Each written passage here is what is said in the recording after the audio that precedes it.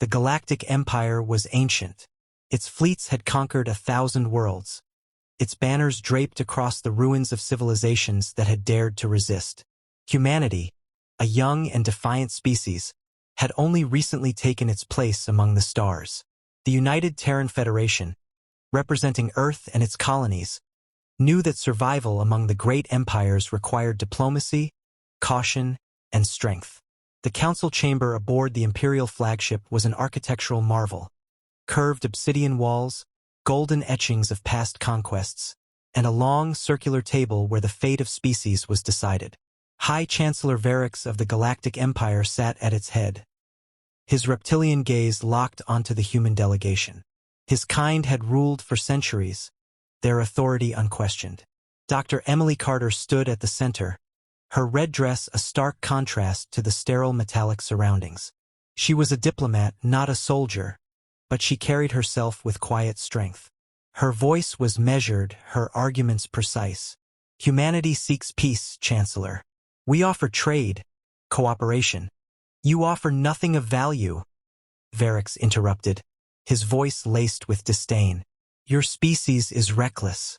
You expand without permission, ignoring the hierarchy of the stars.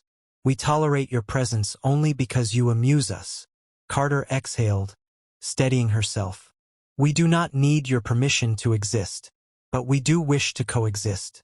Peace is the logical choice. The chamber remained silent. Across from her, the Xeric general, a towering figure clad in dark bioarmor, sneered. His race had served as the Empire's enforcers for millennia. Remorseless, brutal, efficient. You speak of logic, he said, stepping forward.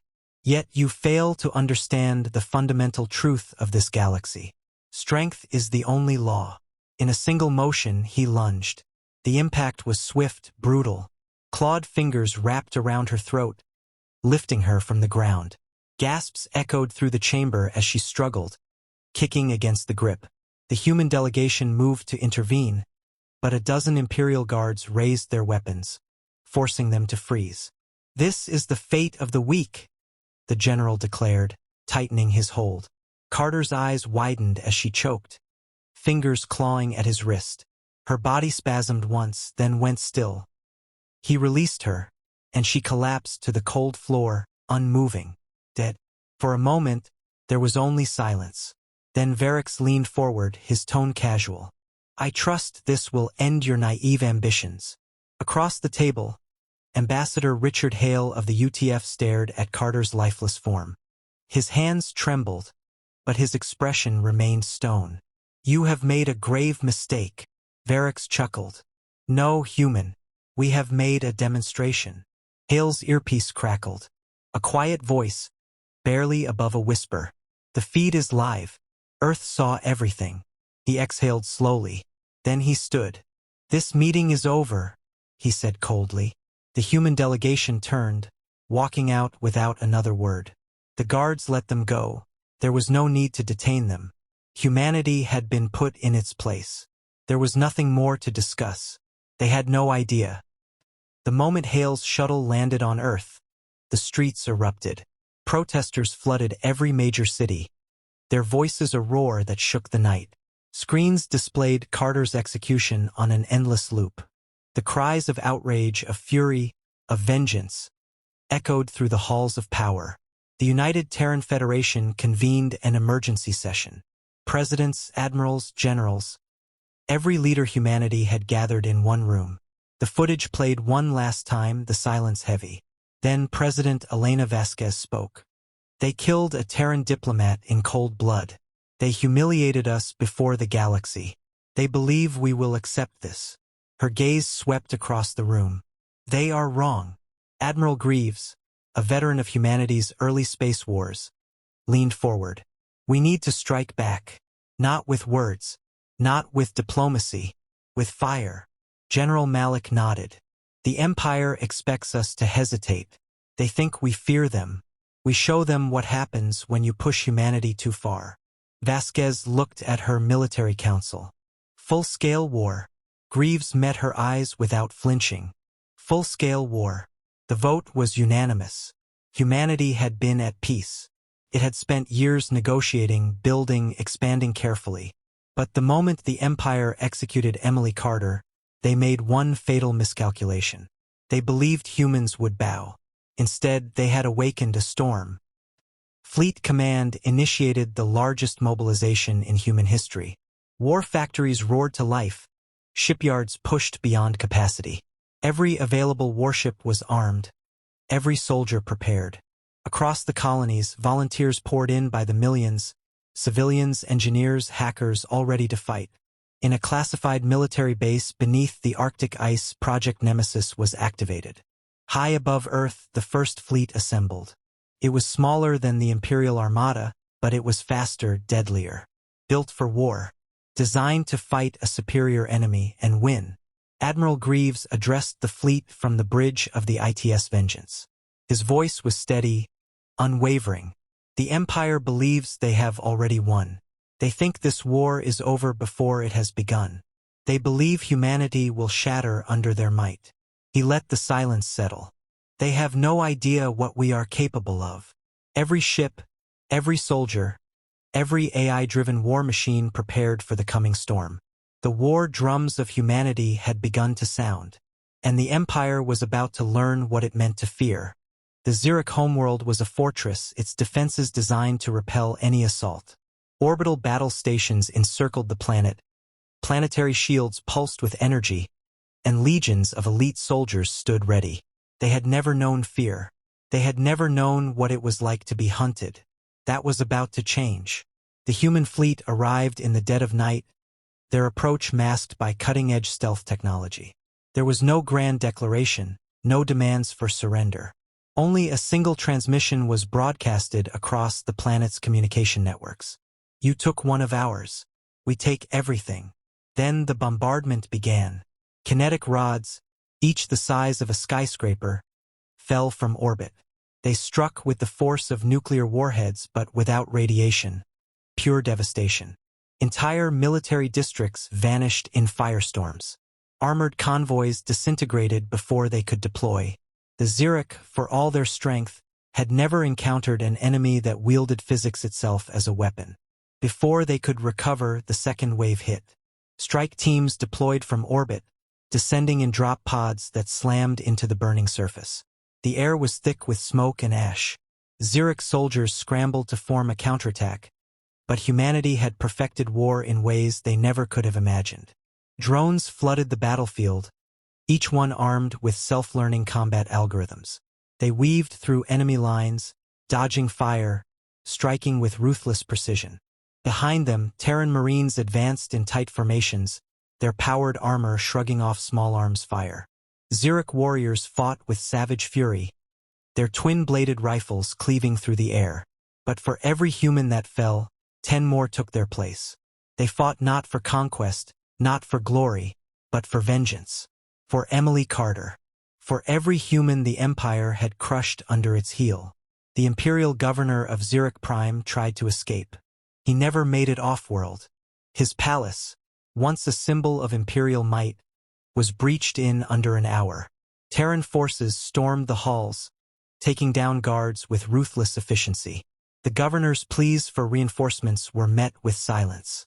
The Empire did not believe humanity could reach them so quickly. They were wrong. A strike team cornered the Zurich general in his private war chamber. The same general who had crushed the life from Emily Carter's throat. He fought like a cornered animal, his strength tearing through the first few soldiers who engaged him. But strength meant nothing against superior tactics. He fell, gasping for breath, as a combat blade was driven into his chest. His last sight was a Terran soldier's visor reflecting his own lifeless eyes. The execution was broadcast across the Empire, just as Carter's murder had been. Humanity had sent a message. This was not a rebellion. This was not retaliation. This was war. News of Zurich Prime's fall spread through the Empire like wildfire. Shock turned to outrage. The humans, a species barely a century into spaceflight, had struck the unthinkable blow. The Emperor convened his war council. "Mobilize the Armada," he commanded. The Imperial Armada had never known defeat. It was a force of billions, spanning entire solar systems, crushing entire species beneath its might.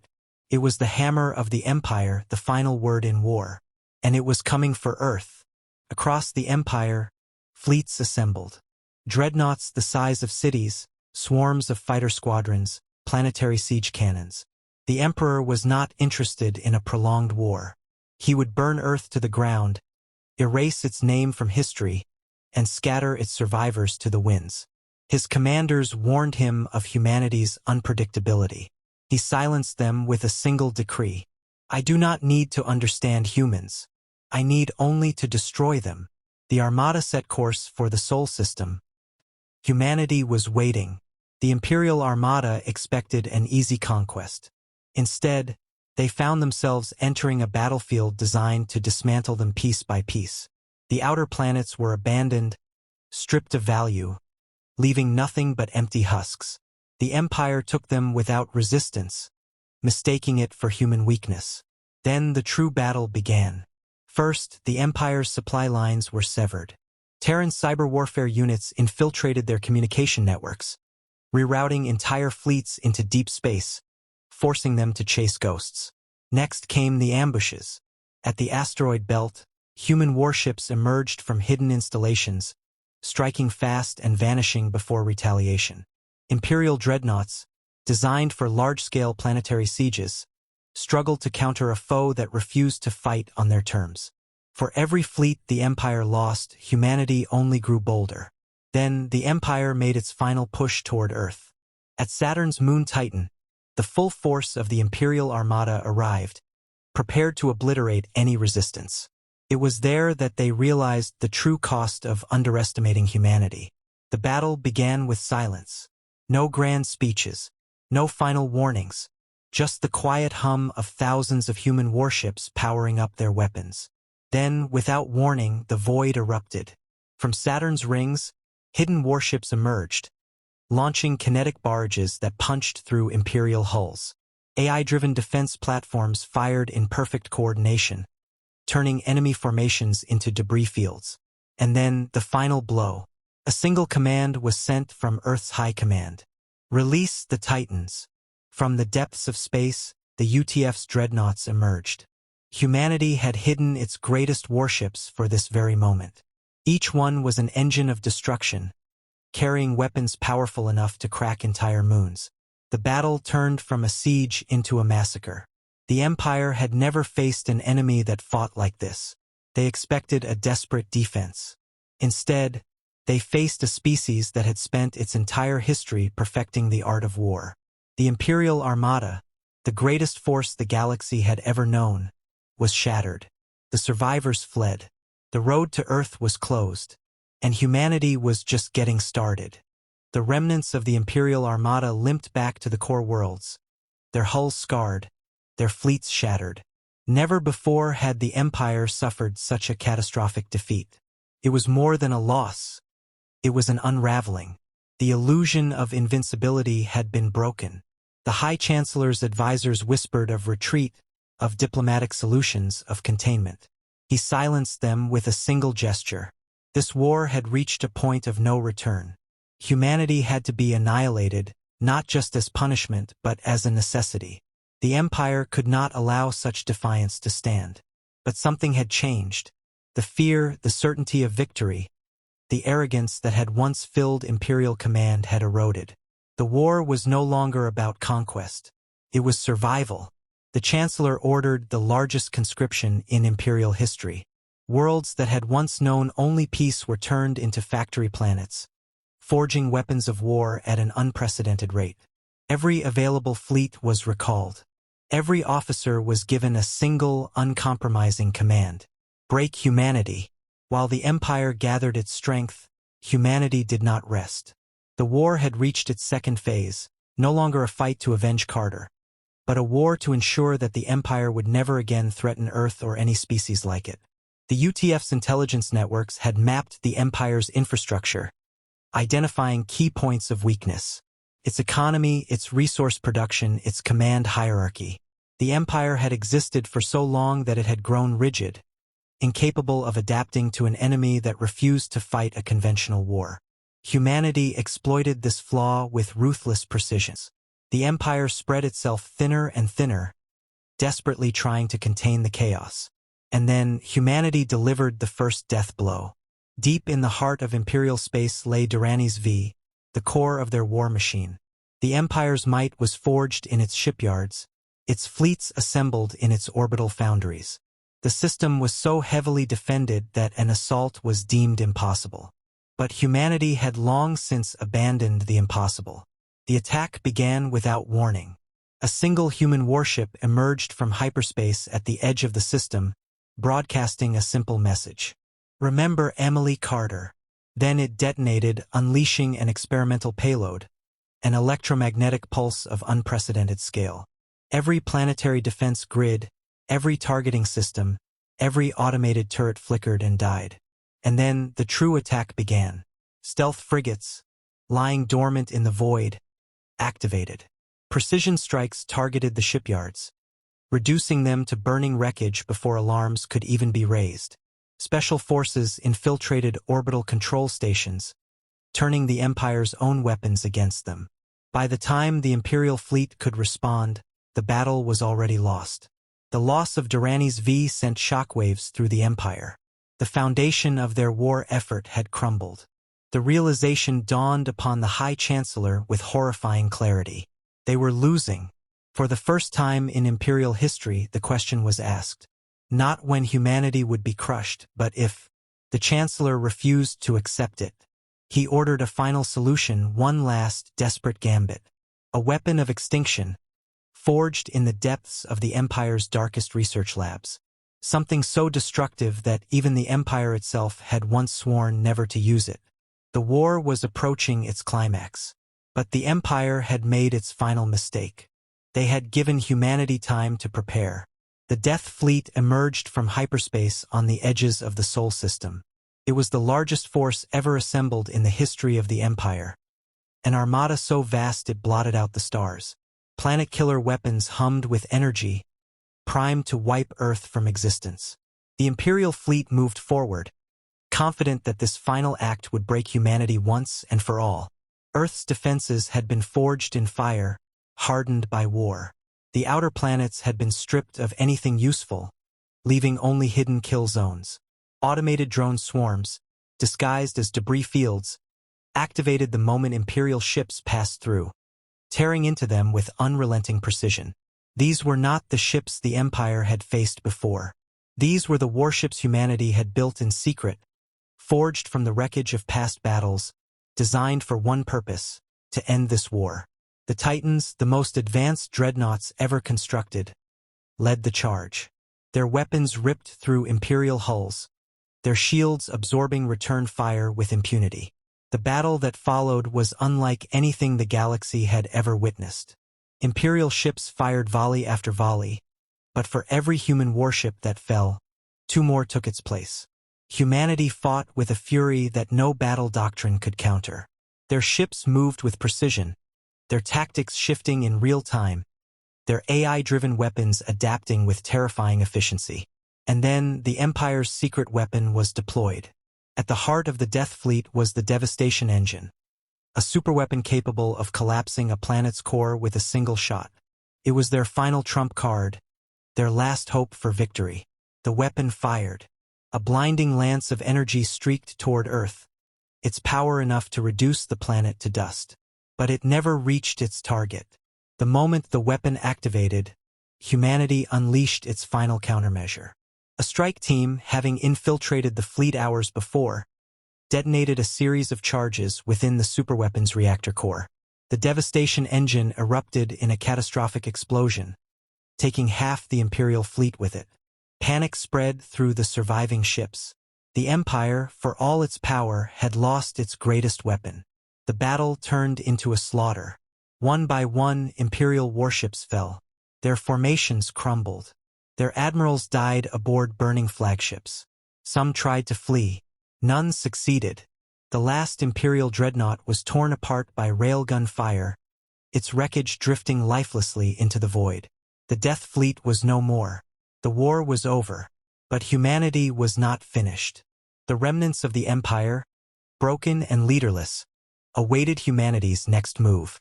For centuries, they had ruled through fear, through dominance.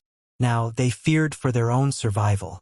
Humanity did not seek extermination, but they did not offer mercy. One by one, the empire's remaining strongholds fell. Not through invasion, but through revolution. The occupied worlds, once crushed beneath the imperial boot, rose up, emboldened by humanity's defiance.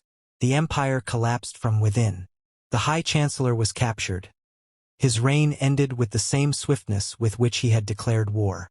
His final moments were broadcasted across the stars, a warning to any who might seek to follow in his footsteps. And then silence. The war that had begun with the death of a single woman had ended with the fall of an empire. Humanity stood victorious, and the galaxy would never be the same again.